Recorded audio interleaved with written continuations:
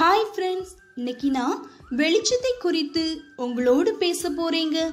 வேதத்தில் கர்த்தர் என் இருளை வெளிச்சமாக்குகிறவர் 2 சாமுவேல் அதிகாரம் 22-29 வசனம்.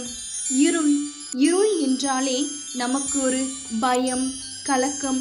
இருளான பாதையில் நாம் நிற்கும்போது நமக்கு முன்பதான பாதை இன்னதென்று அறியாதிருக்கிறோம். அதே போல நம்முடைய வாழ்க்கையிலும் சில நேரங்களில் இருள் போன்ற பாடுகளும் இருள் போன்ற துன்பங்களும் நம்மை சூழ்ந்து கொள்ளும் போது வழி இன்னதென்று நாம் அறியாமல் நிற்கிறோம், கலங்கி நிற்கிறோம். அவ்வேளையில வெளிச்சமாகிய இயேசுவை நாம் பற்றி கொள்ளும் போது அவரே நம்முடைய பாதைக்கு வெளிச்சமாய் இருக்கிறார். நம்முடைய வழி இன்னதென்று அவர் அறிந்திருக்கிறார். நம்மை நேர்த்தியும் செவ்வையுமான பாதையில் வழிநடத்த வல்லவராய் இருக்கிறார். வெளிச்சமாகிய இயேசுவை நாம் பற்றி கொள்ளும் போது நமக்கு ஜீவ வழியை காட்டுவார். கர்த்தர் தாமே உங்களை ஆசீர்வதிப்பாராக. ஆமென்.